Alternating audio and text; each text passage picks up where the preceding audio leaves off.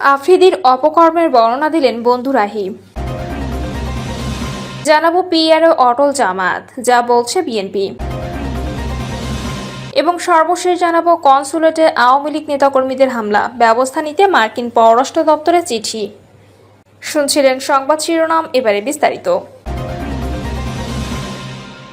আফ্রিদির অপকর্মের বর্ণনা দিলেন বন্ধু রাহি।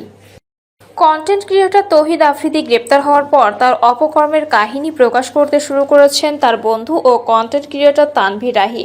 এক বিশেষ সাক্ষাৎকারে তিনি আফ্রিদিকে ভয়ঙ্কর চরিত্র হিসেবে বর্ণনা করেছেন। একসময় আফ্রিদির ঘনিষ্ঠ বন্ধু হিসেবে পরিচিত ছিলেন রাহি। রাহি দাবি করেন আফ্রিদিকে তিনি বাঘের মতো ভয় পান। তিনি আরও বলেন, দেশের বিভিন্ন কন্টেন্ট ক্রিয়েটরও আফ্রিদির ব্ল্যাকমেইলের শিকার হয়েছেন। তৌহিদ আফ্রিদি গ্রেপ্তারের পর সামাজিক যোগাযোগ মাধ্যমে রাহির ভিডিও সাক্ষাৎকার ভাইরাল হয়েছে। সেখানে তিনি বলেন, ক্যামেরার সামনে আফ্রিদি একরকম হলেও ব্যক্তি জীবনে সম্পূর্ণ ভিন্ন মানুষ। ক্যামেরার বাইরে এসে ভয়ঙ্কর। ইউটিউব ইন্ডাস্ট্রিতে সবাই তাকে বাঘের মতো ভয় পায়। বৈষম্য বিরোধী ছাত্র আন্দোলনের সময় অনেকেই আফ্রিদির বিরোধিতা করেছিলেন। সে সময় তার রাগের শিকার হয়েছিলেন রাহি নিজেও। রাগ উঠলে সে বেল্ট খুলে আমাদের কুত্তার মতো পেটাতো, যেন আমরা মানুষ না পোষা জন্তু, বলেন তিনি। বিভিন্ন সময় তৌহিদ আফ্রিদি কন্টেন্ট ক্রিয়েটরদের আইন শৃঙ্খলা রক্ষা বাহিনীর সদস্য বা রাজনৈতিক ব্যক্তিদের দিয়ে ফোন করাতেন। রাহি বলেন, যখন ওর মনে হতো কেউ তার বিরুদ্ধে কাজ করছে তখন ফোন করত, ক্ষমতা দেখাতো। আন্দোলনের 2-3 মাস পর এক রাতে আমাকে ভিডিও কল দেয়, ভয় পেয়ে যাই। ফোন ধরার পর বলে, তোর সঙ্গে একজনের কথা বলবো, সে শিগগিরই দেশের বড় মাপের কেউ হবে। এরপর ভিপি নূরের সঙ্গে কথা বলিয়ে দেয়। পরে বলে, বুঝছিস আমার অবস্থানটা, সাবধানে থাকিস। 5ই আগস্টের পরও দেশে ভালোই ছিলেন আফ্রিদি, এমনটাই দাবি রাহির। আফ্রিদির চরিত্র প্রসঙ্গে রাহি বলেন, তার মনুষ্যত্ব নেই, শুধু প্রতিশোধের চিন্তা। কারো কারো ধরবেন, কারে কারে মারবেন, এই চিন্তাই তার মাথায়। আল্লাহ কখনো এমন মানুষকে ছাড় দেন না। রাতে বিশাল মহানগর বাংলাবাজার এলাকায় সিআইডির বিশেষ অভিযানে গ্রেপ্তার হন তৌহিদ আফ্রিদি। বৈষম্য বিরোধী ছাত্র আন্দোলনের যাত্রাবাড়ি থানায় হত্যা মামলায় তাকে গ্রেপ্তার করা হয়। পরদিন সোমবার 5 দিনের রিমান্ড দেন আদালত।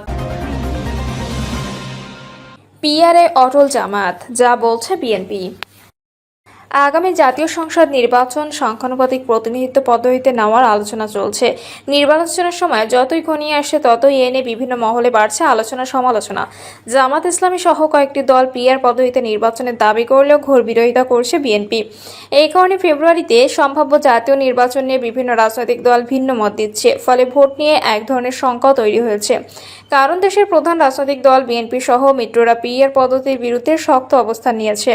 অন্যদিকে জামাত ইসলামী সহ কয়েকটি দল এই পদ্ধতিতে ভোটের পক্ষে অটল থাকায় পিআর পদ্ধতি নিয়ে তৎপরতাকে নির্বাচন বিলম্বিত করার ষড়যন্ত্র হিসেবে দেখছে বিএনপি, যা রাজনৈতিকভাবে মোকাবিলার সিদ্ধান্ত নিয়েছে। এ পদ্ধতিতে কেন নির্বাচন সম্ভব নয় তা সভা সেমিনারে তুলে ধরবেন দলটির নেতারা। সংশ্লিষ্ট সূত্রে জানা গেছে এসব তথ্য। এমন পরিস্থিতিতে উভয় পক্ষ বিভিন্ন রাজনৈতিক দলকে কাছে টানা এবং নিজেদের অবস্থানের দিকে জনমত তৈরির চেষ্টা করছে। বিশ্লেষকরা অবশ্য বলছেন, ক্ষমতার ভাগাভাগি সহ রাজনৈতিক সুবিধা আদায়ে সরকার কিংবা অন্য কারো উপর চাপ তৈরির জন্য পিআর পদ্ধতিতে নির্বাচনের দাবিটি সামনে আনা হয়ে থাকতে পারে। বিএনপি নীতি নির্ধারণের মতে নির্বাচন বিলম্বিত করার ষড়যন্ত্র কৌশল হিসেবে এসব ইস্যু সামনে আনা হচ্ছে। নির্বাচন ফেব্রুয়ারিতেই হবে। মানুষ ভোট দিয়ে তার প্রতিনিধি নির্বাচন করবে এবং সেই প্রতিনিধিরা জনগণের কাছে দায়বদ্ধ থাকবে। সেই ভোটই মানুষ দেখতে চায়। নেতাদের অভিযোগ, নির্বাচনে বিএনপির সম্ভাব্য পরাজয় ঠেকানোর জন্য এসব করা হচ্ছে। একই সঙ্গে এই ষড়যন্ত্র বাস্তবায়ন হলে ফ্যাসিস্টরা সুযোগ পাবে বলেও জানান নেতারা। জানতে চাইলে বিএনপির স্থায়ী কমিটির সদস্য সালাউদ্দিন আহমেদ বলেন, প্রথম যুক্তি, বাংলাদেশের রাজনৈতিক ব্যবস্থায় এটা নতুন চিন্তা। আগে এর কোনো অভিজ্ঞতা কিংবা প্রচলনের ইতিহাস নেই।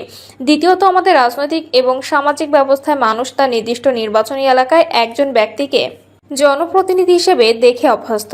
যিনি তাদের প্রতিনিধিত্ব করবেন তাকে দেখেই ভোট দেয়।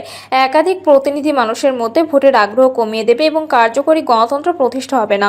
স্বতন্ত্র প্রার্থীর কোনো বিধানও এখানে নেই। একজন জনপ্রিয় নিরপেক্ষ ব্যক্তি নির্বাচনে জয়লাভ করলেও কোথাও এমপি হতে পারবেন না। এরকম বহুবিধ অসুবিধা আছে পিআর পদ্ধতিতে। এসব কারণে কোনো মতে পিআর মানা সম্ভব না। বিএনপির কেন্দ্রীয় যুগ্ম মহাসচিব শহীদউদ্দিন চৌধুরী অ্যানিও পিআর পদ্ধতিতে নির্বাচন দাবির আড়ালে ষড়যন্ত্র দেখছেন। তিনি পিআর পদ্ধতি নির্বাচন কারা লাভবান হবে তা রাজনৈতিক দলগুলোকে ভাবার পরামর্শ দিয়ে বলেন, এই ষড়যন্ত্র বাস্তবায়ন হলে ফ্যাসিস্টরা সুযোগ পাবে। বিএনপি নেতারা বলেন, পিআর পদ্ধতি বাস্তবায়ন করতে কমপক্ষে 10 বছর সময় লাগবে। নতুন পদ্ধতির আলোচনা মূলত নির্বাচন বিলম্বিত বা বানচাল করার একটি কৌশল। এ পদ্ধতিতে নির্বাচন হলে নানা সমস্যার কথা তুলে ধরে নেতারা জানান, পিআর পদ্ধতিতে যদি নির্বাচন হয় তাহলে ভোটের শতকরা হিসেবে কোনো দলই সংখ্যাগরিষ্ঠতা পাবে না। এদেশের সবচেয়ে বড় দল রেকর্ড ভোট হওয়া হয়তো 40% পেয়েছে। সেই হিসাবে পিআর পদ্ধতিতে 300 আসনের মধ্যে 120 আসন পাবে, তাহলে সরকার গঠন করতে পারবে না। এরকম জটিল অবস্থায় কোয়ালিশন সরকার গঠন হবে এবং ঝুলন্ত সংসদ হবে। এতে কোনো সরকারি দেশ পরিচালনা করতে পারবে না। কিন্তু ওই সব ক্ষুদ্র দল বা যারা জনগণের কম প্রতিনিধিত্ব করে তাদের সুবিধা হবে। তারা যদি 10 ভাগ ভোট পায় তাহলে 30টি আসন পাবে, কেউ 5 ভাগ পেলে তার 15টি আসন পাবে। এখন এসব দলের প্ররোচনায় যদি পিআর পদ্ধতি চালু হয় তাহলে বাংলাদেশে সবসময় আইন প্রণয়নের ক্ষেত্রে, সরকার পরিচালনার ক্ষেত্রে অসুবিধা হবে। তাতে কি আমরা রাষ্ট্র হিসেবে এগিয়ে যেতে পারবো, প্রশ্ন রাখেন তারা।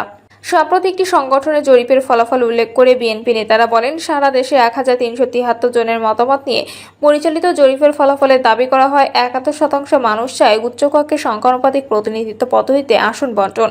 15টি নাগরিক সংলাপের মাধ্যমে জরিপটি করা হয়। প্রায় 13 কোটি ভোটারের মধ্যে 1373 জন ভোটারের মতামতের জরিপ কি দেশের জনগণের মতামতের প্রতিফলন ঘটায়?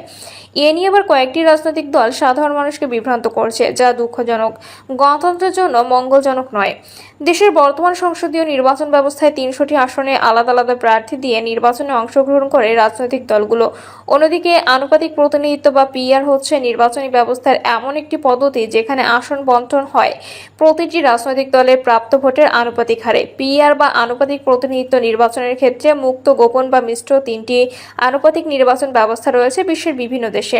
দক্ষিণ এশিয়ার 2টি দেশ এবং ইউরোপ সহ উন্নত বিশ্বের অনেক দেশে আনুপাতিক পদ্ধতিতে ভোট অনুষ্ঠিত হয়।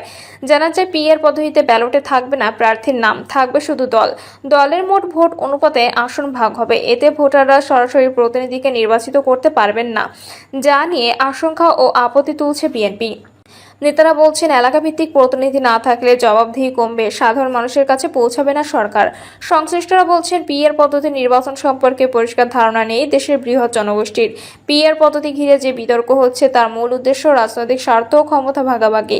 নির্বাচন পর্যন্ত এটা চলতে থাকবে। ভোটের আগে মীমাংসা না হলে যেভাবে আছে সেভাবেই নির্বাচন হয়ে যাবে।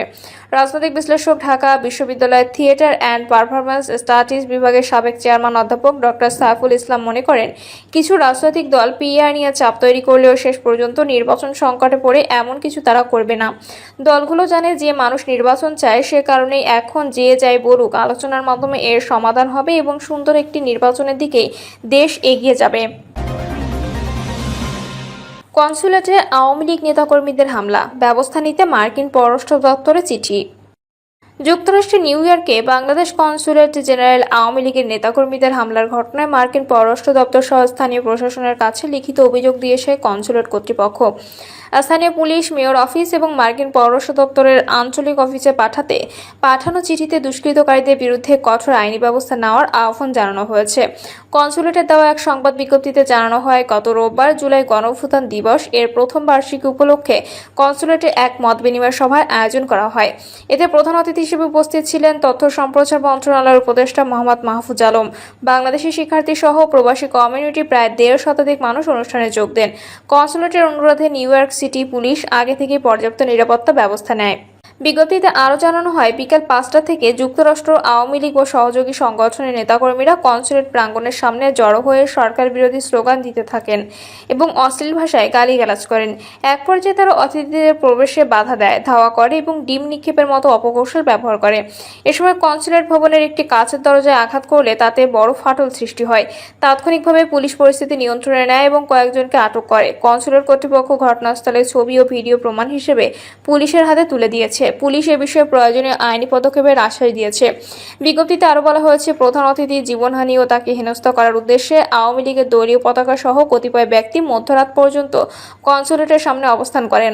তবে পুলিশের কড়া নিরাপত্তার কারণে কোনো অপ্রীতিকর ঘটনা ঘটেনি। প্রধান অতিথি নির্বিঘ্নে তার গাড়িতে অনুষ্ঠানের স্থলে প্রবেশ করেন এবং প্রাণবন্ত মত বিনিময় অতিথিদের সঙ্গে কুশল বিনিময় এবং রাতের খাবার শেষে কোনো ধরনের অপ্রীতিকর ঘটনা ছাড়া তার গন্তব্যে পৌঁছান। প্রধান অতিথি চলে যাওয়ার পর পুলিশ ঘটনাস্থল ত্যাগ করে।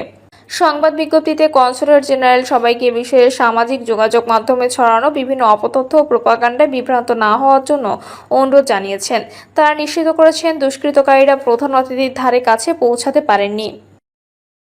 প্রিয় দর্শক, এই ছিল এখনকার সর্বশেষ সংবাদ আপডেট। সব সংবাদ পেতে চ্যানেলটি সাবস্ক্রাইব করে বেল আইকনটি ক্লিক করে রাখুন।